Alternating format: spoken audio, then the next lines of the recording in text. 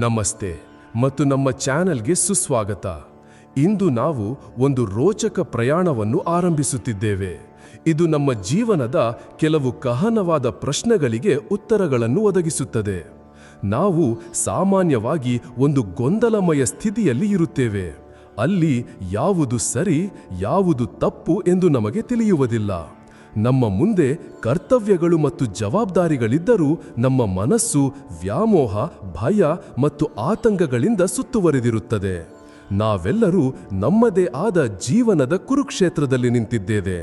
ಒಂದು ಕಡೆ ನಮ್ಮ ಆಸೆಗಳು ಮತ್ತು ಆತ್ಮೀಯರಿದ್ದರೆ, ಇನ್ನೊಂದು ಕಡೆ ನಮ್ಮ ಧರ್ಮ ಮತ್ತು ನಮ್ಮ ಕರ್ತವ್ಯಗಳಿವೆ. ಇದು ಹೊಸ ವಿಷಯವಲ್ಲ. ಇದು ಸಾವಿರಾರು ವರ್ಷಗಳ ಹಿಂದೆ ಕುರುಕ್ಷೇತ್ರದ ಯುದ್ಧ ಭೂಮಿಯಲ್ಲಿ ಮಹಾನ್ ಯೋಧ ಅರ್ಜುನ ಎದುರಿಸಿದ ದ್ವಂದ್ವವೇ ಆಗಿದೆ. ಆ ಗೊಂದಲದ ಕ್ಷಣದಲ್ಲಿ ಅವನ ಸಾರಥಿ ಮತ್ತು ಸ್ನೇಹಿತನಾದ ಶ್ರೀಕೃಷ್ಣನು ಅರ್ಜುನನಿಗೆ ನೀಡಿದ ಜ್ಞಾನ ಕೇವಲ ಅರ್ಜುನನಿಗಾಗಿ ಇರಲಿಲ್ಲ, ಅದು ನಾವೆಲ್ಲರಿಗೂ ನೀಡಿದ ಜ್ಞಾನವಾಗಿತ್ತು. ಆ ದಿವ್ಯ ಜ್ಞಾನವನ್ನು ಇಂದು ಜಗತ್ತು ಭಗವದ್ಗೀತೆ ಎಂದು ಕರೆಯುತ್ತದೆ. ಇದು ಕೇವಲ ಒಂದು ಸಾಮಾನ್ಯ ಪುಸ್ತಕವಲ್ಲ, ಇದು ಜೀವನವನ್ನು ನಡೆಸುವ ಒಂದು ಕಲೆ. ನಮ್ಮ ಪ್ರತಿಯೊಂದು ಗೊಂದಲಕ್ಕೂ ಇದು ಒಂದು ಮಾರ್ಗದರ್ಶಿ. ಹಾಗಾಗಿ ಬನ್ನಿ, ಇಂದು ನಾವು ಗೀತಾ ಸಾಗರದಲ್ಲಿ ಮುಳುಗಿ ನಮ್ಮ ಜೀವನವನ್ನು ಸಂಪೂರ್ಣವಾಗಿ ಬದಲಾಯಿಸಬಲ್ಲ ಆ ಮುತ್ತುಗಳನ್ನು ಹುಡುಕೋಣ. ಮೊದಲಿಗೆ ನಾವು ಅರ್ಜುನನ ಪರಿಸ್ಥಿತಿಯನ್ನು ಅರ್ಥ ಮಾಡಿಕೊಳ್ಳಬೇಕು. ಅರ್ಜುನ ಸಾಮಾನ್ಯ ವ್ಯಕ್ತಿಯಾಗಿರಲಿಲ್ಲ. ಆತ ತನ್ನ ಕಾಲದ ಶ್ರೇಷ್ಠ ಬಿಲ್ಲುಗಾರ. ಆತ ಅನೇಕ ಮಹಾಯುದ್ಧಗಳನ್ನು ಗೆದ್ದಿದ್ದ. ಆದರೆ ಕುರುಕ್ಷೇತ್ರದಲ್ಲಿ ತನ್ನದೇ ಆದ ಅಜ್ಜ, ಗುರು, ಸಹೋದರರು ಮತ್ತು ಸಂಬಂಧಿಕರು ತನ್ನ ವಿರುದ್ಧ ಶಸ್ತ್ರ ಹಿಡಿದಿರುವುದನ್ನು ನೋಡಿದಾಗ ಅವನ ಧೈರ್ಯ, ಜ್ಞಾನ ಮತ್ತು ಸಹಿಷ್ಣುತೆ ಸಂಪೂರ್ಣವಾಗಿ ಕಳೆದುಹೋಯಿತು. ಅವನ ಕೈಯಿಂದ ಅವನ ಪ್ರೀತಿಯ ಗಾಂಧೀವ ಬಿಲ್ಲು ಜಾರಿಬಿತ್ತು. ಅವನ ದೇಹ ನಡುಗತೊಡಗಿತು. ಆಗ ಆತ ಶ್ರೀಕೃಷ್ಣನಿಗೆ, ನಾನು ಯುದ್ಧ ಮಾಡುವುದಿಲ್ಲ, ನನ್ನವರನ್ನು ಕೊಂದು ಸಿಕ್ಕ ರಾಜ್ಯವನ್ನು ನಾನು ಭೋಗಿಸಲು ಇಚ್ಛಿಸುವುದಿಲ್ಲ, ಈ ಪಾಪವನ್ನು ನಾನು ಮಾಡಲಾರೆ ಎಂದು ಹೇಳುತ್ತಾನೆ. ಇದು ಕೇವಲ ಒಬ್ಬ ಯೋಧನು ಯುದ್ಧದಿಂದ ಹಿಂದೆ ಸರಿಯುವ ವಿಷಯವಾಗಿರಲಿಲ್ಲ. ಇದು ನಮ್ಮೆಲ್ಲರ ಕಥೆಯಾಗಿದೆ.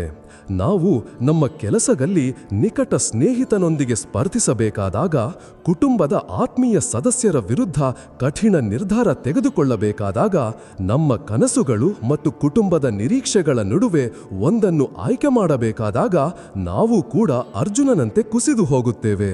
ನಮ್ಮ ಮನಸ್ಸು ವ್ಯಾಮೋಹ ಮತ್ತು ಕರುಣೆಯಿಂದ ತುಂಬಿ ಕರ್ತವ್ಯವೇ ಒಂದು ಹೊರೆಯಂತೆ ಕಾಣತೊಡಗುತ್ತದೆ. ನಾವು ಸರಿ ಮತ್ತು ತಪ್ಪಿನ ವ್ಯತ್ಯಾಸವನ್ನು ಮರೆತು ಬಿಡುತ್ತೇವೆ. ನಾವು ನಮ್ಮ ಕೆಲಸದಿಂದ ತಪ್ಪಿಸಿಕೊಳ್ಳಲು ಅಥವಾ ಆ ಪರಿಸ್ಥಿತಿಯಿಂದ ದೂರ ಹೋಗಲು ಬಯಸುತ್ತೇವೆ. ಗೀತೆಯ ಮೊದಲ ಪಾಠ ಇಲ್ಲಿಂದಲೇ ಶುರುವಾಗುತ್ತದೆ.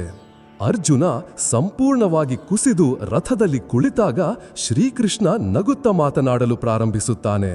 ಆತ ಅರ್ಜುನನನ್ನು ಬೈಯದೆ ಒಂದು ಗಹನವಾದ ಸತ್ಯವನ್ನು ಹೇಳುತ್ತಾನೆ. ಆತ, ಅರ್ಜುನ, ಶೋಕಿಸಲು ಯೋಗ್ಯರಲ್ಲದವರಿಗಾಗಿ ನೀನು ಶೋಕಿಸುತ್ತಿದ್ದೀಯಾ? ನೀನು ದೇಹದ ಸಾವಿಗಾಗಿ ದುಃಖಿಸುತ್ತಿದ್ದೀಯಾ? ಆದರೆ ಈ ದೇಹ ನಶ್ವರ. ಇದು ಇಂದು ಇರುತ್ತದೆ, ನಾಳೆ ಇರುವುದಿಲ್ಲ. ಆದರೆ ಈ ದೇಹದ ಒಳಗಿರುವ ಆತ್ಮ ಅಮರ ಮತ್ತು ಅವಿನಾಶಿ. ಅದನ್ನು ಶಸ್ತ್ರಗಳು ಕತ್ತರಿಸಲು ಸಾಧ್ಯವಿಲ್ಲ, ಬೆಂಕಿ ಸುಡಲು ಸಾಧ್ಯವಿಲ್ಲ, ನೀರು ತೋಯಲು ಸಾಧ್ಯವಿಲ್ಲ ಮತ್ತು ಗಾಳಿ ಒಣಗಸಲು ಸಾಧ್ಯವಿಲ್ಲ ಎಂದು ಹೇಳುತ್ತಾನೆ. ಇದು ಗೀತೆಯ ಮೂಲಭೂತ ತತ್ವವಾಗಿದೆ.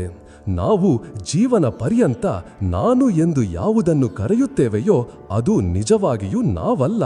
ನಾವು ಈ ದೇಹವೂ ಅಲ್ಲ, ಮನಸ್ಸಲ್ಲ, ನಮ್ಮ ಭಾವನೆಗಳೂ ಅಲ್ಲ, ನಮ್ಮ ಸಮಸ್ಯೆಗಳೂ ಅಲ್ಲ. ಇವೆಲ್ಲವೂ ಬಂದು ಹೋಗುವ ಮೋಡಗಳಿದ್ದಂತೆ. ನಾವು ಎಂದೆಂದಿಗೂ ಇರುವ ಆಕಾಶ. ನಾವು ಆ ಶುದ್ಧ ಚೈತನ್ಯ, ಈ ಎಲ್ಲವನ್ನು ನೋಡುತ್ತಿರುವ ಆತ್ಮ. ನಮಗೆ ಈ ಜ್ಞಾನವಾದಾಗ ಜೀವನದ ದೊಡ್ಡ ದೊಡ್ಡ ಕಷ್ಟಗಳು ನಮ್ಮನ್ನು ತಟ್ಟುವುದಿಲ್ಲ. ಬಟ್ಟೆ ಬದಲಾದಾಗ ಮನುಷ್ಯ ಬದಲಾಗುತ್ತಾನೆಯಾ?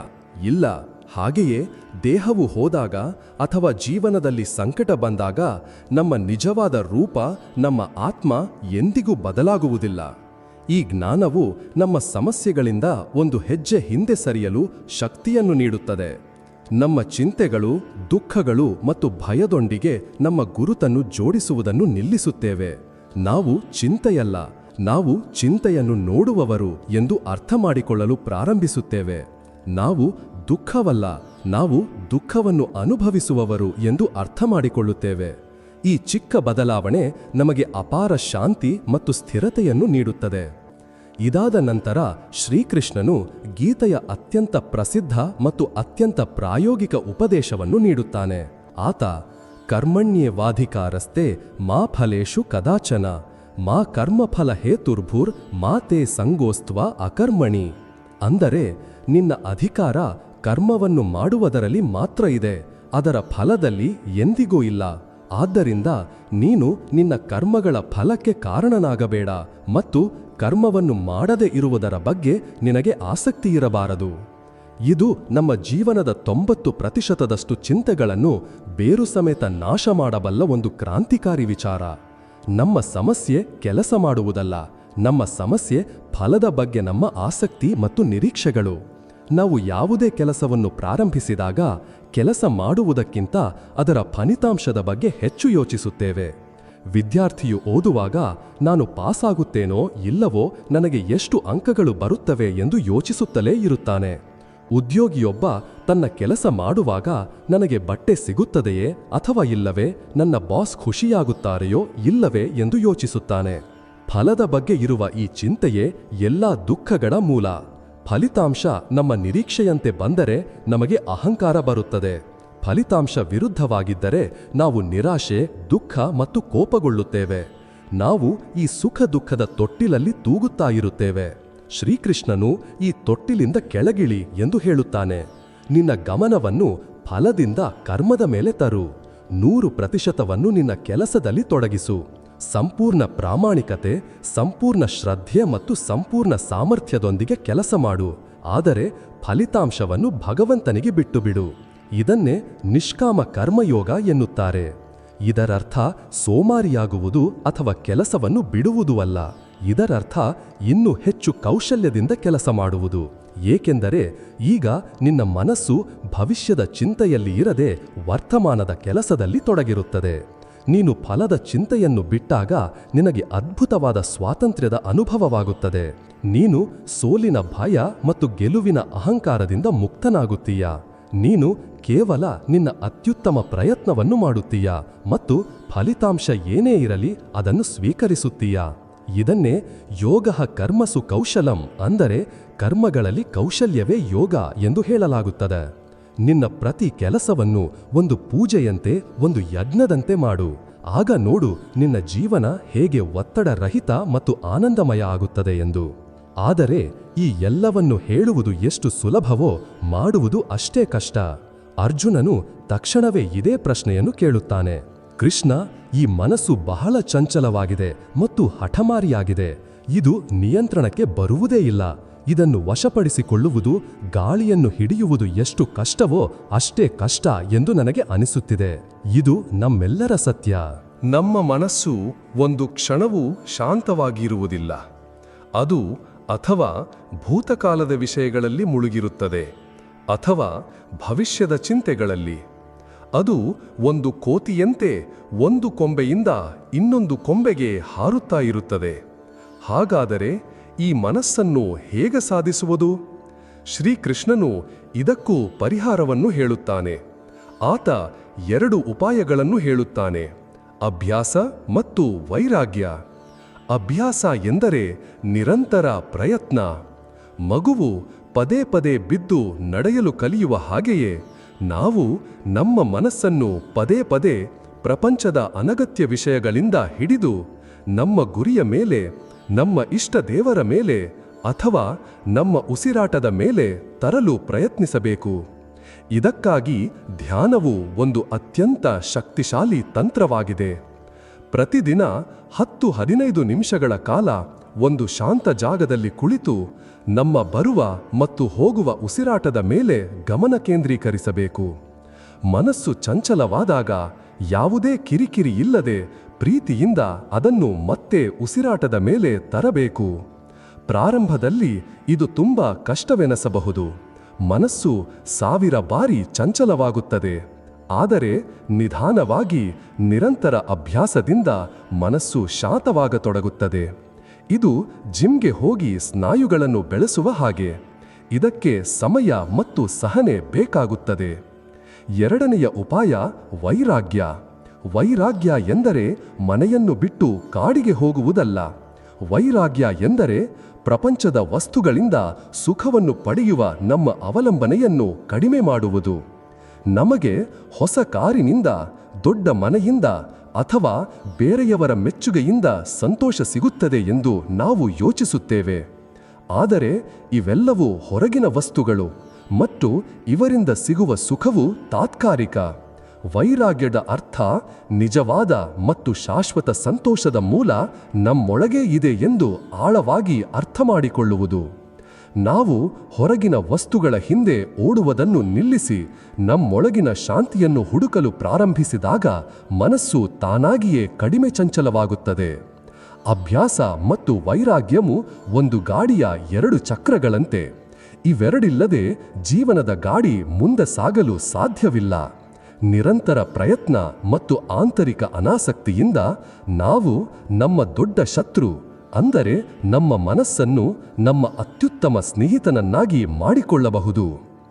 ಗೀತೆಯು ನಮಗೆ ಕೇವಲ ವೈಯಕ್ತಿಕ ಶಾಂತಿಯ ಮಾರ್ಗವನ್ನು ತೋರಿಸುವಿಲ್ಲ, ಬದಲಾಗಿ ಅದು ನಮಗೆ ದೇವರ ವಿರಾಟ್ ರೂಪವನ್ನು ಸಹ ಪರಿಚಯಿಸುತ್ತದೆ. ಶ್ರೀಕೃಷ್ಣನು ಅರ್ಜುನನಿಗೆ ಈ ಇಡೀ ಸೃಷ್ಟಿ ತನ್ನದೇ ಅಭಿವ್ಯಕ್ತಿ ಎಂದು ಹೇಳುತ್ತಾನೆ. ಆತ ನಾನು ಸೂರ್ಯನ ಬೆಳಕು, ನಾನು ಚಂದ್ರನ ತಂಪಾಗುವಿಕೆ, ನಾನು ನದಿಗಳಲ್ಲಿ ಗಂಗೆ, ನಾನು ಪರ್ವತಗಳಲ್ಲಿ ಹಿಮಾಲಯ ಎಂದು ಹೇಳುತ್ತಾನೆ. ಇದರ ಆಳವಾದ ಅರ್ಥವೇನೆಂದರೆ ದೇವರು ಕೇವಲ ದೇವಸ್ಥಾನ ಅಥವಾ ಮಸೀದಿಯಲ್ಲಿ ಕುಳಿತಿಲ್ಲ.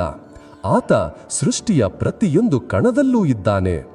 ನಾವು ಈ ದೃಷ್ಟಿಕೋನದಿಂದ ಪ್ರಪಂಚವನ್ನು ನೋಡಲು ಪ್ರಾರಂಭಿಸಿದಾಗ ನಮ್ಮ ಜೀವನ ಕೃತಜ್ಞತೆ ಮತ್ತು ಆಶ್ಚರ್ಯದಿಂದ ತುಂಬಿರುತ್ತದೆ.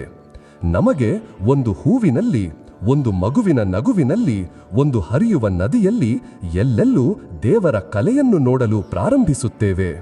ಈ ದೃಷ್ಟಿ ನಮ್ಮೊಳಗಿನ ದೂರನ್ನು ಕೊನೆಗಾಣಿಸುತ್ತದೆ ಮತ್ತು ನಮಗೆ ಪ್ರತಿಯೊಂದು ವಿಷಯವನ್ನು ಗೌರವಿಸಲು ಕಲಿಸುತ್ತದೆ. ಅರ್ಜುನನು ಈ ವಿರಾಟ್ ರೂಪವನ್ನು ನೋಡಲು ಇಚ್ಛೆ ವ್ಯಕ್ತಪಡಿಸಿದಾಗ ಕೃಷ್ಣನು ಅವನಿಗೆ ದಿವ್ಯ ದೃಷ್ಟಿಯನ್ನು ನೀಡಿ ತನ್ನ ವಿಶ್ವರೂಪವನ್ನು ತೋರಿಸುತ್ತಾನೆ. ಅದು ಅರ್ಜುನನನ್ನು ನಡುಗುವಷ್ಟು ಅದ್ಭುತ ಮತ್ತು ಭಯಂಕರ ರೂಪವಾಗಿತ್ತು. ಆತ ಇಡೀ ಬ್ರಹ್ಮಾಂಡವು ಕೃಷ್ಣನ ದೇಹದಲ್ಲಿಯೇ ಸೇರಿಕೊಂಡಿರುವುದನ್ನು ನೋಡುತ್ತಾನೆ. ದೊಡ್ಡ ದೊಡ್ಡ ಯೋಧರು ನದಿಗಳು ಸಮುದ್ರದಲ್ಲಿ ಸೇರುವಂತೆ ಅವನ ಮುಖದಲ್ಲಿ ಸೇರಿಕೊಳ್ಳುತ್ತಿದ್ದರು. ಇದನ್ನು ನೋಡಿ ಅರ್ಜುನನಿಗೆ ಕರ್ತೃ ಕೇವಲ ದೇವರು, ನಾವೆಲ್ಲರೂ ಕೇವಲ ನಿಮಿತ್ತ ಮಾತ್ರ ಎಂದು ಅರ್ಥವಾಯಿತು. ಈ ಜ್ಞಾನವು ನಮ್ಮ ಅಹಂಕಾರವನ್ನು ಮುರಿಯುತ್ತದೆ. ನಾವು ಎಷ್ಟು ಚಿಕ್ಕವರು ಮತ್ತು ಈ ಸೃಷ್ಟಿ ಎಷ್ಟು ವಿಶಾಲ ಮತ್ತು ರಹಸ್ಯಮಯವಾಗಿದೆ ಎಂದು ನಮಗೆ ಅರ್ಥವಾಗುತ್ತದೆ. ಇದು ಜೀವನದ ಏರಿಳಿತಗಳನ್ನು ಸ್ವೀಕರಿಸಲು ನಮಗೆ ಶಕ್ತಿಯನ್ನು ನೀಡುತ್ತದೆ, ಏಕೆಂದರೆ ಎಲ್ಲವೂ ಒಂದು ದೊಡ್ಡ ದೈವಿಕ ಯೋಜನೆಯ ಭಾಗವಾಗಿದೆ ಎಂದು ನಾವು ತಿಳಿದುಕೊಳ್ಳುತ್ತೇವೆ. ಹಾಗಾದರೆ ದೇವರನ್ನು ಪಡೆಯುವ ಮಾರ್ಗ ತುಂಬಾ ಕಷ್ಟವೇ? ಅದಕ್ಕಾಗಿ ಘೋರ ತಪಸ್ಸು ಅಥವಾ ಆಳವಾದ ಜ್ಞಾನ ಇರಬೇಕೆ? ಗೀತೆಯು ಇದಕ್ಕೆ ತುಂಬಾ ಸುಂದರವಾದ ಉತ್ತರವನ್ನು ನೀಡುತ್ತದೆ. ಕೃಷ್ಣನು ಜ್ಞಾನಯೋಗ ಮತ್ತು ಧ್ಯಾನಯೋಗದ ಮಾರ್ಗಗಳು ಶ್ರೇಷ್ಠ, ಆದರೆ ಅವು ಕಷ್ಟಕರವಾದಿವೆ ಎಂದು ಹೇಳುತ್ತಾನೆ. ಅತ್ಯಂತ ಸರಳ, ನೇರ ಮತ್ತು ಪರಿಣಾಮಕಾರಿ ಮಾರ್ಗ ಭಕ್ತಿಯೋಗ, ಅಂದರೆ ಪ್ರೀತಿ ಮತ್ತು ಸಮರ್ಪಣೆಯ ಮಾರ್ಗ. ಭಕ್ತಿ ಎಂದರೆ ಕೇವಲ ಪೂಜೆ ಅಥವಾ ಕರ್ಮಕಾಂಡ ಅಲ್ಲ. ಭಕ್ತಿ ಒಂದು ಭಾವನೆ, ದೇವರೊಂದಿಗೆ ನಾವು ಬೆಳೆಸಿಕೊಳ್ಳುವ ಒಂದು ಸಂಬಂಧ. ಕೃಷ್ಣನು ಪತ್ರಂ ಪುಷ್ಪಂ ಫಲಂ ತೋಯಂ ಯೋ ಮೇ ಭಕ್ತ್ಯಾ ಪ್ರಯಚ್ಛತಿ ತದಹಂ ಭಕ್ತ್ಯುಪಹೃತಮಶ್ನಾಮಿ ಪ್ರಯತಾತ್ಮನಃ, ಅಂದರೆ ಯಾವ ಭಕ್ತನು ನನಗೆ ಪ್ರೀತಿಯಿಂದ ಒಂದು ಎಲೆ, ಒಂದು ಹೂವು, ಒಂದು ಹಣ್ಣು ಅಥವಾ ಸ್ವಲ್ಪ ನೀರನ್ನಾದರೂ ಅರ್ಪಿಸುತ್ತಾನೋ ನಾನು ಅದನ್ನು ಸ್ವೀಕರಿಸುತ್ತೇನೆ ಎಂದು ಹೇಳುತ್ತಾನೆ. ದೇವರಿಗೆ ನಮ್ಮ ಹಣ ಸಂಪತ್ತಿನ ಅವಶ್ಯಕತೆಯಿಲ್ಲ, ಆತ ನಮ್ಮ ನಿಜವಾದ ಪ್ರೀತಿಯ ಹಸಿದವನು. ಕೃಷ್ಣನು ಅರ್ಜುನನಿಗೆ ಇನ್ನೊಂದು ಸರಳ ಉಪಾಯವನ್ನು ಹೇಳುತ್ತಾನೆ. ನೀನು ಏನು ಮಾಡಿದರೂ, ಏನು ತಿಂದರೂ, ಏನು ದಾನ ಮಾಡಿದರೂ ಅದೆಲ್ಲವನ್ನು ನನಗೆ ಅರ್ಪಿಸು. ಇದರರ್ಥ ನಮ್ಮ ಪ್ರತಿಯೊಂದು ಕೆಲಸವನ್ನು ದೇವರಿಗೆ ಸಮರ್ಪಿಸುವುದು. ಒಬ್ಬ ವೈದ್ಯನು ನಾನು ದೇವರೇ ಸೃಷ್ಟಿಸಿದ ಜೀವಕ್ಕೆ ಸೇವೆ ಮಾಡುತ್ತಿದ್ದೇನೆ ಎಂದು ಯೋಚಿಸಿ ರೋಗಿಯ ಚಿಕಿತ್ಸೆ ಮಾಡಿದರೆ ಆತನ ಕರ್ಮ ಪೂಜೆಯಾಗುತ್ತದೆ. ಒಬ್ಬ ತಾಯಿ ನಾನು ದೇವರೇ ನನಗೆ ಕೊಟ್ಟಿರುವ ಈ ಆತ್ಮದ ಪಾಲನೆ ಮಾಡುತ್ತಿದ್ದೇನೆ ಎಂದು ಯೋಚಿಸಿ ಮಗುವನ್ನು ಪೋಷಿಸಿದರೆ ಆಕೆಯ ಕೆಲಸ ಭಕ್ತಿಯಾಗುತ್ತದೆ. ಈ ರೀತಿ ನಾವು ನಮ್ಮ ಜೀವನವನ್ನು ಬದಲಾಯಿಸಲು ಹೊಸದನ್ನು ಮಾಡಬೇಕಾಗಿಲ್ಲ. ಕೇವಲ ನಮ್ಮ ಹಳೆಯ ಕೆಲಸಗಳಿಗೆ ಒಂದು ಹೊಸ ದೃಷ್ಟಿಕೋನ, ಒಂದು ಹೊಸ ಭಾವನೆಯೊಂದಿಗೆ ಕೆಲಸ ಮಾಡಿದರೆ ಸಾಕು. ಭಕ್ತಿಯ ದೊಡ್ಡ ವರವೆಂದರೆ ದೇವರ ಭರವಸೆ. ಕೃಷ್ಣನು ತನ್ನ ಭಕ್ತರಿಗೆ ಅನನ್ಯಾಶ್ಚಿಂತಯಂತೋ ಮಾಂ ಯೇ ಜನಾಃ ಪರ್ಯುಪಾಸತೆ ತೇಷಾಂ ನಿತ್ಯಾಭಿಯುಕ್ತಾನಾಂ ಯೋಗಕ್ಷೇಮಂ ವಹಾಮ್ಯಹಂ. ಅಂದರೆ ಯಾವ ಭಕ್ತರು ಬೇರಾವ ಚಿಂತೆಯಿಲ್ಲದೆ ಕೇವಲ ನನ್ನನ್ನೇ ಚಿಂತಿಸುತ್ತಾರೋ ಅವರ ಅಗತ್ಯತೆಗಳು ಯೋಗ ಮತ್ತು ಅವರ ಬಳಿ ಇರುವ ಸಂಪತ್ತಿನ ರಕ್ಷಣೆಯ ಭಾರವನ್ನು ನಾನು ಸ್ವತಃ ಹೊರುತ್ತೇನೆ ಎಂದು ಪ್ರತಿಜ್ಞೆ ಮಾಡುತ್ತಾನೆ. ಇದು ಒಂದು ದೊಡ್ಡ ಆಧಾರ. ನಾವು ನಮ್ಮ ಎಲ್ಲವನ್ನೂ ದೇವರ ಮೇಲೆ ಬಿಟ್ಟು ಪೂರ್ಣ ವಿಶ್ವಾಸದೊಂದಿಗೆ ನಮ್ಮ ಕರ್ಮವನ್ನು ಮಾಡಿದಾಗ ನಮ್ಮ ಭವಿಷ್ಯದ ಬಗ್ಗೆ ಚಿಂತಿಸುವ ಅಗತ್ಯವಿರುವುದಿಲ್ಲ. ದೇವರು ಸ್ವತಃ ನಮ್ಮ ಬಗ್ಗೆ ಕಾಳಜಿ ವಹಿಸುತ್ತಾನೆ. ಈ ಸಮರ್ಪಣೆ ನಮ್ಮನ್ನು ದುರ್ಬಲರನ್ನಾಗಿ ಮಾಡುವುದಿಲ್ಲ, ಬದಲಾಗಿ ಅಪಾರವಾಗಿ ಶಕ್ತಿಶಾಲಿಗಳನ್ನಾಗಿ ಮಾಡುತ್ತದೆ. ಏಕೆಂದರೆ ಈಗ ನಾವು ಒಂಟಿಯಾಗಿ ಇರುವುದಿಲ್ಲ, ನಮ್ಮೊಂದಿಗೆ ಬ್ರಹ್ಮಾಂಡದ ಅತಿ ದೊಡ್ಡ ಶಕ್ತಿ ಇರುತ್ತದೆ. ಗೀತೆಯಲ್ಲಿ ಒಬ್ಬ ನಿಜವಾದ ಭಕ್ತನ ಗುಣಗಳ ಬಗ್ಗೆಯೂ ವರ್ಣಿಸಲಾಗಿದೆ. ಒಬ್ಬ ನಿಜವಾದ ಭಕ್ತನು ಯಾರನ್ನೂ ದ್ವೇಷಿಸುವುದಿಲ್ಲ, ಎಲ್ಲರ ಬಗ್ಗೆ ಕರುಣೆಯ ಭಾವನೆಯನ್ನಿಟ್ಟುಕೊಳ್ಳುತ್ತಾನೆ. ಅವನಲ್ಲಿ ಅಹಂಕಾರ ಇರುವುದಿಲ್ಲ. ಆತ ಸುಖ ದುಃಖದಲ್ಲಿ ಸಮಾನವಾಗಿರುತ್ತಾನೆ. ಆತ ಕ್ಷಮಿಸುವನಾಗಿರುತ್ತಾನೆ. ಆತ ಯಾವಾಗಲೂ ಸಂತುಷ್ಟನಾಗಿರುತ್ತಾನೆ. ಈ ಗುಣಗಳು ಯಾವುದೇ ಒಂದು ನಿರ್ದಿಷ್ಟ ಧರ್ಮಕ್ಕೆ ಸಂಬಂಧಿಸಿದ್ದಲ್ಲ, ಬದಲಾಗಿ ಒಬ್ಬ ಶ್ರೇಷ್ಠ ವ್ಯಕ್ತಿಯಾಗುವ ಲಕ್ಷಣಗಳು. ಭಕ್ತಿಯ ನಿಜವಾದ ಅರ್ಥ ಈ ಗುಣಗಳಲ್ಲೂ ನಮ್ಮ ಜೀವನದಲ್ಲಿ ಅಳವಡಿಸಿಕೊಳ್ಳುವುದಾಗಿದೆ. ಗೀತೆ ನಮಗೆ ಮತ್ತೊಂದು ಮಾನಸಿಕ ರಹಸ್ಯವನ್ನು ಪರಿಚಯಿಸುತ್ತದೆ: ಪ್ರಕೃತಿಯ 3 ಗುಣಗಳು. ಇದು ತುಂಬ ಪ್ರಾಯೋಗಿಕ ಜ್ಞಾನವಾಗಿದ್ದು ನಮ್ಮನ್ನು ಮತ್ತು ಇತರರನ್ನು ಉತ್ತಮವಾಗಿ ಅರ್ಥ ಮಾಡಿಕೊಳ್ಳಲು ಸಹಾಯವಾಗುತ್ತದೆ. ಈ 3 ಗುಣಗಳು ಸತ್ವ, ರಜಸ್ ಮತ್ತು ತಮಸ್. ತಮಸ್ ಗುಣದ ಅರ್ಥ ಕತ್ತಲೆ, ಅಜ್ಞಾನ, ಸೋಮಾರಿತನ ಮತ್ತು ಜಡತ್ವ. ತಮಸ್ ನಮ್ಮ ಮೇಲೆ ಪ್ರಭಾವ ಬೀರಿದಾಗ ನಮಗೆ ತುಂಬ ನಿದ್ರೆ ಬರುತ್ತದೆ, ನಾವು ಕೆಲಸವನ್ನು ಮುಂದೂಡುತ್ತೇವೆ, ನಮ್ಮಲ್ಲಿ ಯಾವುದೇ ಉತ್ಸಾಹ ಇರುವುದಿಲ್ಲ ಮತ್ತು ನಾವು ಗೊಂದಲದಲ್ಲಿರುತ್ತೇವೆ. ರಜಸ್ ಗುಣದ ಅರ್ಥ ಕ್ರಿಯೆ, ಆಸೆ, ಮಹತ್ವಾಕಾಂಕ್ಷೆ ಮತ್ತು ಅಶಾಂತಿ. ರಜಸ್ ನಮ್ಮ ಮೇಲೆ ಪ್ರಭಾವ ಬೀರಿದಾಗ ನಾವು ತುಂಬ ಸಕ್ರಿಯರಾಗುತ್ತೇವೆ, ಹೆಸರು, ಹಣ ಮತ್ತು ಯಶಸ್ಸಿನ ಹಿಂದೆ ಓಡುತ್ತೇವೆ, ನಮ್ಮಲ್ಲಿ ಅನೇಕ ಆಸೆಗಳಿರುತ್ತವೆ ಮತ್ತು ನಾವು ಯಾವಾಗಲೂ ಚಡಪಡಿಸುತ್ತೇವೆ. ಇಂದಿನ ಧಾವಂತಡ ಜಗತ್ತಿನಲ್ಲಿ ಹೆಚ್ಚಿನ ಜನರು ಇದೇ ರಜಸ್ ಗುಣದಲ್ಲಿ ಬದುಕುತ್ತಿದ್ದಾರೆ. 3ನೆಯ ಗುಣ ಸತ್ವ. ಸತ್ವದ ಅರ್ಥ ಬೆಳಕು, ಜ್ಞಾನ, ಶಾಂತಿ ಮತ್ತು ಸಮತೋಲನ. ಸತ್ವ ನಮ್ಮ ಮೇಲೆ ಪ್ರಭಾವ ಬೀರಿದಾಗ ನಮ್ಮ ಮನಸ್ಸು ಶಾಂತ ಮತ್ತು ಸಂತೋಷದಿಂದಿರುತ್ತದೆ, ನಮಗೆ ಜ್ಞಾನ ಪಡೆಯುವ ಆಸೆ ಇರುತ್ತದೆ, ನಾವು ಇತರರ ಒಳಿತಿನ ಬಗ್ಗೆ ಯೋಚಿಸುತ್ತೇವೆ ಮತ್ತು ನಮ್ಮ ಕೆಲಸವನ್ನು ಶಾಂತಿ ಮತ್ತು ಸಮತೋಲನದಿಂದ ಮಾಡುತ್ತೇವೆ. ನಾವೆಲ್ಲರೂ ಈ 3 ಗುಣಗಳ ಮಿಶ್ರಣ. ಈ ಗುಣಗಳು ದಿನದ ಬೇರೆ ಬೇರೆ ಸಮಯದಲ್ಲಿ ಮತ್ತು ಜೀವನದ ಬೇರೆ ಬೇರೆ ಸಂದರ್ಭಗಳಲ್ಲಿ ನಮ್ಮ ಮೇಲೆ ಪ್ರಭಾವ ಬೀರುತ್ತಿರುತ್ತವೆ. ತಮಸ್ ಮತ್ತು ರಜಸ್ ಗುಣಗಳನ್ನು ನಿಯಂತ್ರಿಸಿ ನಮ್ಮಲ್ಲಿ ಸತ್ವಗುಣವನ್ನು ಹೆಚ್ಚಿಸುವುದು ನಮ್ಮ ಗುರಿ ಎಂದು ಗೀತೆ ಹೇಳುತ್ತದೆ. ಇದನ್ನು ಹೇಗೆ ಮಾಡಬಹುದು? ಇದರ ವಿಧಾನವು ತುಂಬ ಪ್ರಾಯೋಗಿಕವಾಗಿದೆ. ಸಾತ್ವಿಕ ಆಹಾರ ಸೇವಿಸುವುದು ಅಂದರೆ ತಾಜಾ, ಹಗುರ ಮತ್ತು ಪೌಷ್ಟಿಕ ಆಹಾರ. ಸಾತ್ವಿಕರೊಂದಿಗೆ ಇರುವುದು ಅಂದರೆ ಒಳ್ಳೆಯ, ಜ್ಞಾನಿ ಮತ್ತು ಸಕಾರಾತ್ಮಕ ಜನರೊಂದಿಗೆ ಸಮಯ ಕಳೆಯುವುದು. ಸಾತ್ವಿಕ ವಾತಾವರಣದಲ್ಲಿರುವುದು ಅಂದರೆ ಸ್ವಚ್ಛ ಮತ್ತು ಶಾಂತ ಸ್ಥಳದಲ್ಲಿರುವುದು. ಮತ್ತು ಸಾತ್ವಿಕ ಕರ್ಮ ಮಾಡುವುದು ಅಂದರೆ ನಿಸ್ವಾರ್ಥ ಸೇವೆ ಮತ್ತು ಜ್ಞಾನದ ಅಧ್ಯಯನ. ನಾವು ಉದ್ದೇಶಪೂರ್ವಕವಾಗಿ ನಮ್ಮ ಜೀವನದಲ್ಲಿ ಸತ್ವವನ್ನು ಹೆಚ್ಚಿಸಿದಾಗ ನಮ್ಮ ಮನಸ್ಸು ತನ್ನಿಂತಾನೇ ಶಾಂತವಾಗಲು ಪ್ರಾರಂಭಿಸುತ್ತದೆ, ನಮ್ಮ ಬುದ್ಧಿ ತೀಕ್ಷ್ಣವಾಗುತ್ತದೆ ಮತ್ತು ನಾವು ಉತ್ತಮ ನಿರ್ಧಾರಗಳನ್ನು ತೆಗೆದುಕೊಳ್ಳಲು ಸಮರ್ಥರಾಗುತ್ತೇವೆ. ಅಂತಿಮವಾಗಿ ಗೀತೆ ನಮ್ಮನ್ನು ಮೂಲಭೂತ ಪ್ರಶ್ನೆಗೆ ಮರಳಿ ಕರೆತರುತ್ತದೆ: ನಾನು ಯಾರು? 13ನೇ ಅಧ್ಯಾಯದಲ್ಲಿ ಶ್ರೀಕೃಷ್ಣ ಕ್ಷೇತ್ರ ಮತ್ತು ಕ್ಷೇತ್ರ ಜ್ಞಾನದ ಬಗ್ಗೆ ಹೇಳುತ್ತಾನೆ. ಕ್ಷೇತ್ರ ಎಂದರೆ ಹೊಲ, ಮತ್ತು ನಮ್ಮ ದೇಹ, ಮನಸ್ಸು, ಬುದ್ಧಿ, ಅಹಂಕಾರ ಮತ್ತು ನಮ್ಮ ಎಲ್ಲ ಭಾವನೆಗಳು ಈ ಸಂಪೂರ್ಣ ಭೌತಿಕ ರಚನೆ ಒಂದು ಹೊಲದಂತಿದೆ. ಮತ್ತು ಕ್ಷೇತ್ರಜ್ಞ ಎಂದರೆ ಈ ಹೊಲವನ್ನು ತಿಳಿದವನು. ಈ ದೇಹವನ್ನು, ಈ ಮನಸ್ಸನ್ನು ಮತ್ತು ಈ ಭಾವನೆಗಳನ್ನು ನೋಡುತ್ತಿರುವವನು ಯಾರು? ಅದು ಆತ್ಮ, ಅದು ಶುದ್ಧ ಚೇತನ. ನಾವು ಹೊಲವಲ್ಲ, ನಾವು ಹೊಲದ ಒಡೆಯ. ನಾವು ಚಿತ್ರವಲ್ಲ, ನಾವು ಚಿತ್ರವನ್ನು ನೋಡುವ ಪ್ರೇಕ್ಷಕರು. ನಾವು ನಮ್ಮನ್ನು ಈ ದೇಹ ಮತ್ತು ಮನಸ್ಸು ಎಂದು ಭಾವಿಸುವವರೆಗೂ ನಾವು ಅದರ ಸುಖ ದುಃಖಗಳಿಗೆ ಬಂಧಿತರಾಗಿರುತ್ತೇವೆ. ನಾವು ಇವೆಲ್ಲವಕ್ಕಿಂತ ಭಿನ್ನ, ಕೇವಲ ಒಬ್ಬ ಸಾಕ್ಷಿ ಎಂದು ಅರಿವಾದ ದಿನವೇ ನಾವು ಮುಕ್ತರಾಗುತ್ತೇವೆ. ಆಗ ಜೀವನದಲ್ಲಿ ಏನಾದರೂ ಆಗಲಿ, ಯಶಸ್ಸು ಸಿಗಲಿ ಅಥವಾ ವೈಫಲ್ಯ ಬರಲಿ, ಯಾರಾದರೂ ಹೊಗಳಲಿ ಅಥವಾ ತೆಗಳಲಿ, ಅದು ನಮ್ಮ ಮೇಲೆ ಆಳವಾದ ಪರಿಣಾಮ ಬೀರುವುದಿಲ್ಲ. ಯಾಕೆಂದರೆ ನಮಗೆ ಗೊತ್ತು, ಇದೆಲ್ಲವೂ ಹೊಲದಲ್ಲಿ ನಡೆಯುತ್ತಿದೆ ಮತ್ತು ನಾವು ಶಾಂತವಾಗಿ ಎಲ್ಲವನ್ನೂ ನೋಡುತ್ತಿರುವ ಹೊಲದ ಒಡೆಯರು. ಈ ಜ್ಞಾನವು ನಮಗೆ ಜೀವನದಲ್ಲಿ ಅಚಲ ಸ್ಥಿರತೆಯನ್ನು ನೀಡುತ್ತದೆ. ನಾವು ಇಲ್ಲಿಯವರೆಗೆ ನಾವು ಈ ದೇಹವಲ್ಲ, ಬದಲಾಗಿ ಅಮರ ಆತ್ಮ ಎಂದು ತಿಳಿದುಕೊಂಡೆವು. ನಾವು ಕರ್ಮಯೋಗದ ರಹಸ್ಯವನ್ನು ತಿಳಿದುಕೊಂಡೆವು.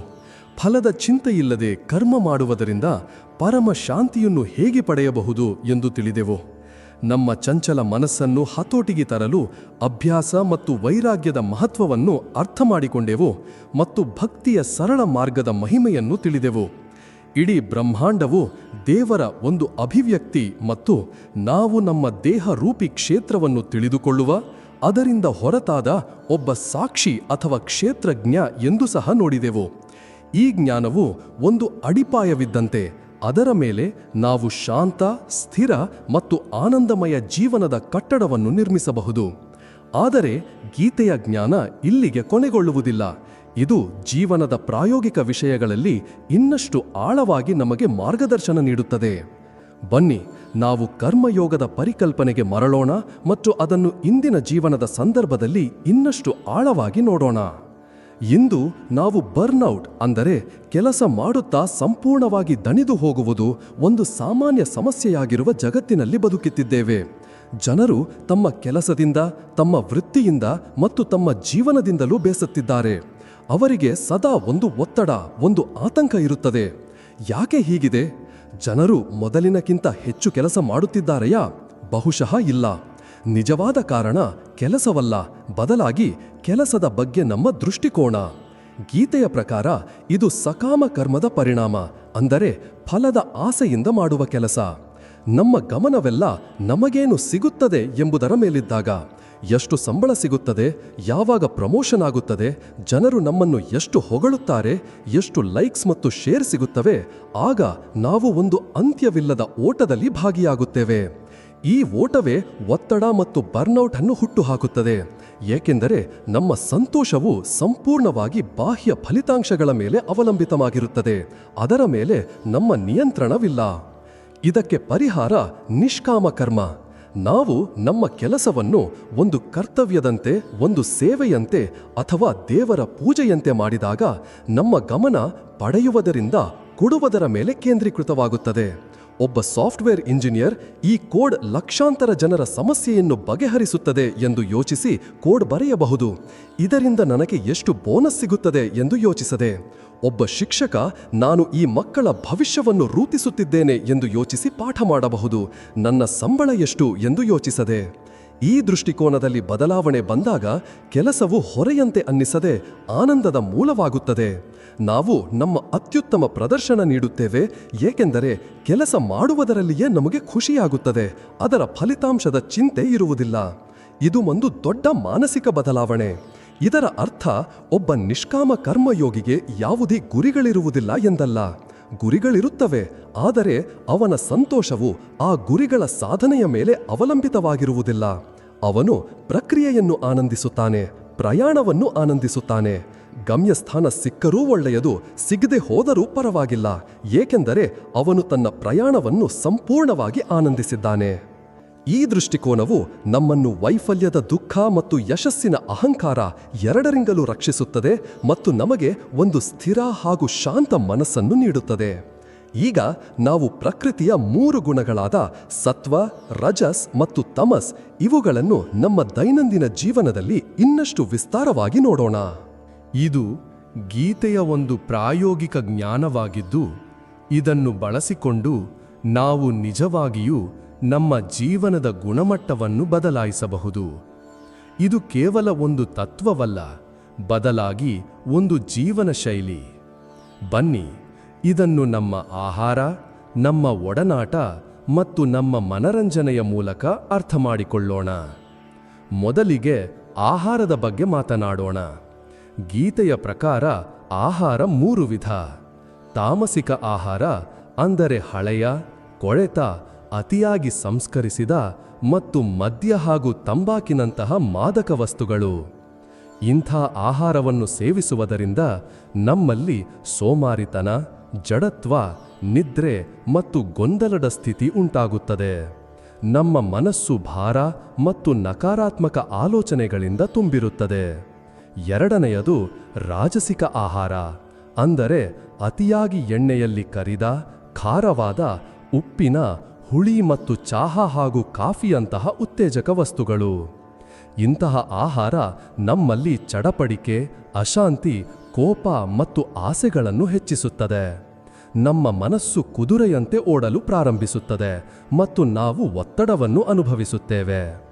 ಮೂರನೆಯದು ಮತ್ತು ಅತ್ಯಂತ ಉತ್ತಮವಾದದ್ದು ಸಾತ್ವಿಕ ಆಹಾರ, ಅಂದರೆ ತಾಜಾ, ರಸಭರಿತ, ಹಗುರ, ಪೌಷ್ಟಿಕ ಮತ್ತು ನೈಸರ್ಗಿಕ ಆಹಾರಗಳಾದ ಹಣ್ಣುಗಳು, ತರಕಾರಿಗಳು, ಧಾನ್ಯಗಳು, ಹಾಲು ಮತ್ತು ಒಣಹಣ್ಣುಗಳು. ಇಂತಹ ಆಹಾರವನ್ನು ಸೇವಿಸುವುದರಿಂದ ನಮ್ಮಲ್ಲಿ ಶಾಂತಿ, ಪವಿತ್ರತೆ, ಶಕ್ತಿ ಮತ್ತು ಸಂತೋಷ ತುಂಬಿರುತ್ತದೆ. ನಮ್ಮ ಮನಸ್ಸು ಶಾಂತ ಮತ್ತು ಏಕಾಗ್ರವಾಗುತ್ತದೆ ಮತ್ತು ನಮ್ಮ ಬುದ್ಧಿ ತೀಕ್ಷ್ಣವಾಗುತ್ತದೆ. ನೀವೇ ಇದನ್ನು ಪ್ರಯೋಗಿಸಿ ನೋಡಬಹುದು. ಕೆಲವು ದಿನಗಳ ಕಾಲ ಕೇವಲ ಸಾತ್ವಿಕ ಆಹಾರ ಸೇವಿಸಿ ಮತ್ತು ನಿಮ್ಮ ಆಲೋಚನೆಗಳು ಮತ್ತು ನಿಮ್ಮ ಶಕ್ತಿಯ ಮಟ್ಟದಲ್ಲಿ ಎಷ್ಟು ಸಕಾರಾತ್ಮಕ ಬದಲಾವಣೆ ಬರುತ್ತದೆ ಎಂದು ನೋಡಿ. ನಮ್ಮ ಮನಸ್ಸು ನಮ್ಮ ಆಹಾರದಂತೆಯೇ ರೂಪುಗೊಳ್ಳುತ್ತದೆ. ಇದೇ ರೀತಿ ನಮ್ಮ ಒಡನಾಟವೂ ನಮ್ಮ ಮೇಲೆ ಆಳವಾದ ಪ್ರಭಾವ ಬೀರುತ್ತದೆ. ನಾವು ತಾಮಸಿಕ ಜನರೊಂದಿಗೆ ಇದ್ದಾಗ ಅವರು ಯಾವಾಗಲೂ ಸೋಮಾರಿತನ, ಮಾದಕ ವ್ಯಸನ ಮತ್ತು ನಕಾರಾತ್ಮಕತೆಯಲ್ಲಿ ಮುಳುಗಿರುತ್ತಾರೆ. ಆಗ ನಮ್ಮ ಶಕ್ತಿಯೂ ಕಡಿಮೆಯಾಗುತ್ತದೆ. ನಾವು ಯಾವಾಗ ರಾಜಸಿಕ ಜನರೊಂದಿಗೆ ಇರುತ್ತೇವೆ, ಅವರು ಯಾವಾಗಲೂ ಸ್ಪರ್ಧೆ, ಅಸೂಯೆ ಮತ್ತು ತಮ್ಮನ್ನು ತಾವೇ ಹೊಗಳಿಕೊಳ್ಳುವುದರಲ್ಲಿ ನಿರತರಾಗಿರುತ್ತಾರೆ. ಆಗ ನಮ್ಮ ಮನಸ್ಸು ಅಶಾಂತ ಮತ್ತು ಚಡಪಡಿಕೆಯಾಗುತ್ತದೆ.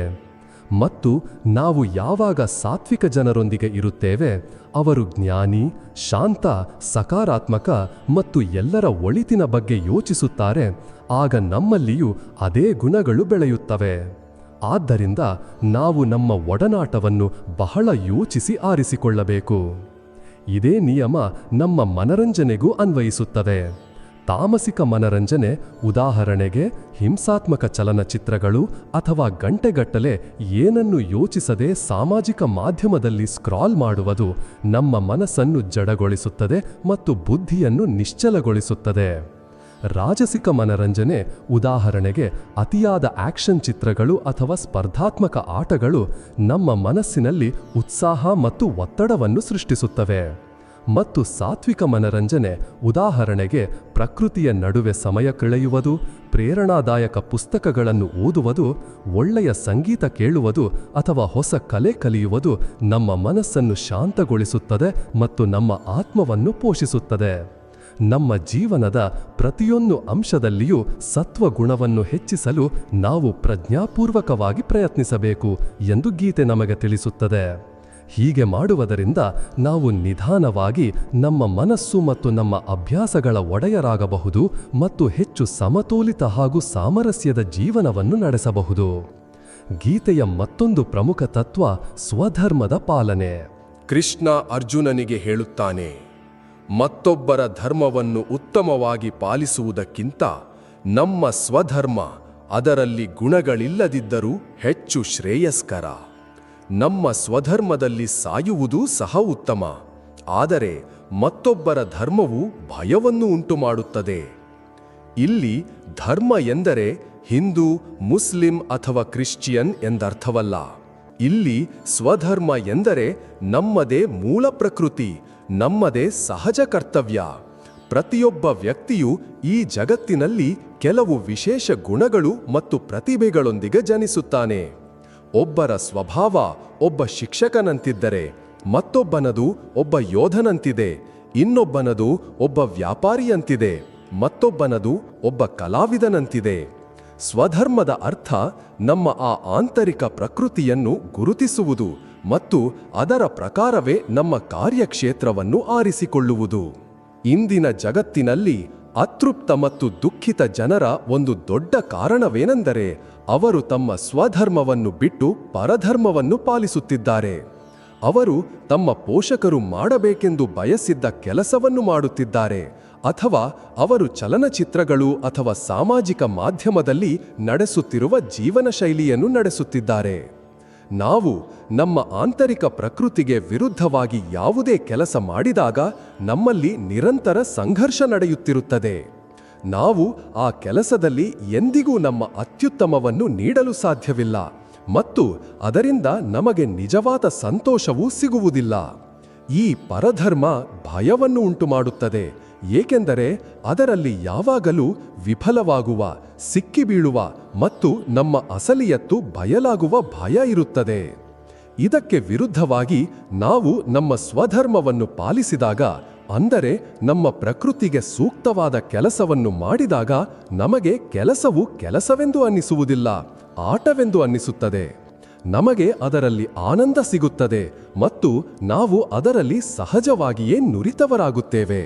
ಆದ್ದರಿಂದ ನಾವು ಹೊರಗಿನ ಜಗತ್ತನ್ನು ಅನುಕರಿಸುವ ಬದಲು ನಮ್ಮೊಳಗೆ ನೋಡಬೇಕು ಮತ್ತು ನಮ್ಮನ್ನು ನಾವೇ ಕೇಳಿಕೊಳ್ಳಬೇಕು.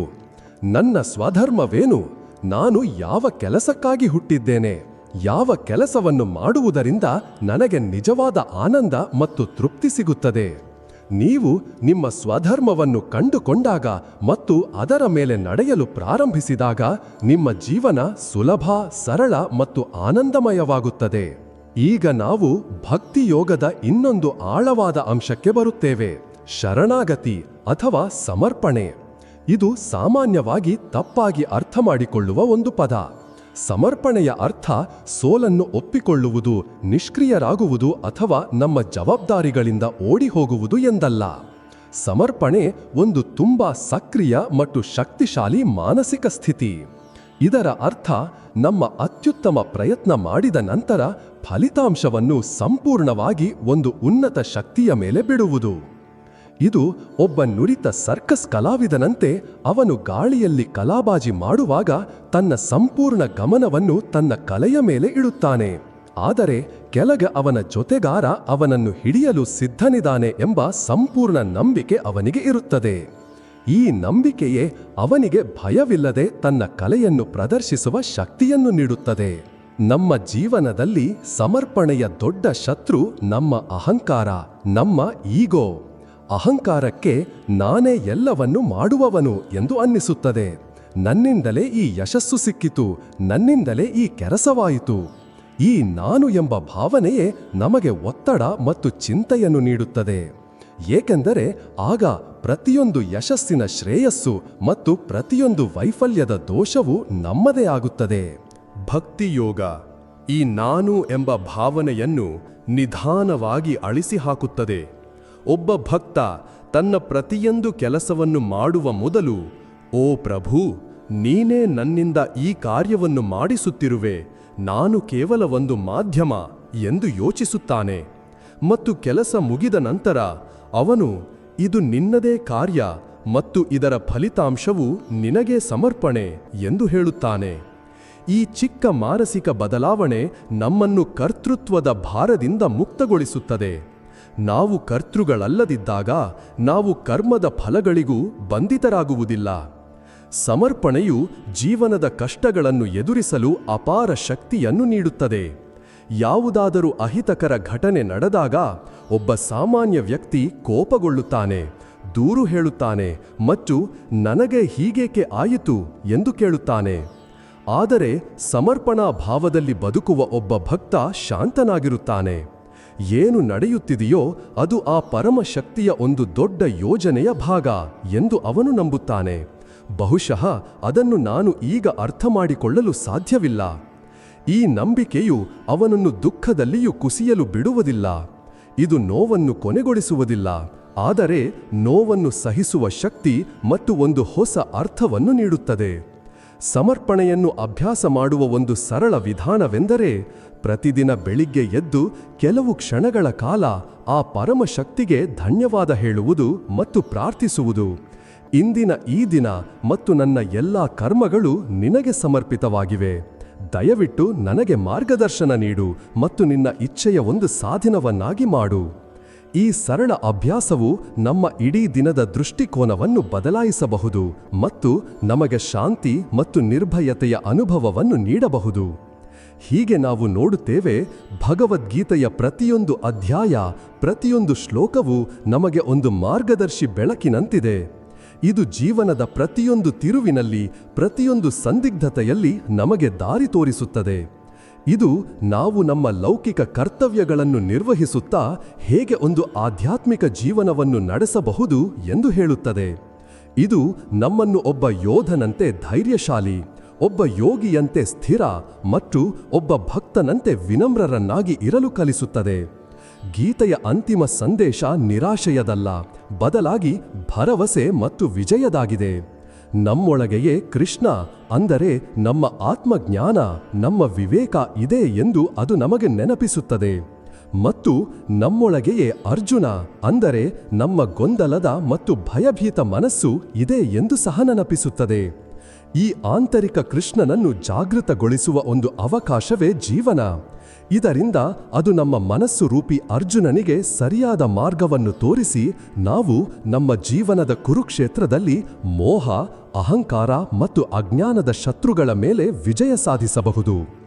ಇದು ಕೇವಲ ಒಂದು ಪ್ರಾಚೀನ ಗ್ರಂಥವಲ್ಲ, ಇದು ಒಂದು ಜೀವಂತ ಸಂವಾದವಾಗಿದ್ದು ಅದು ಇಂದಿಗೂ ನಮ್ಮೊಳಗೆ, ನಿಮ್ಮ ಮತ್ತು ನನ್ನೊಳಗೆ ನಿರಂತರವಾಗಿ ನಡೆಯುತ್ತಿದೆ.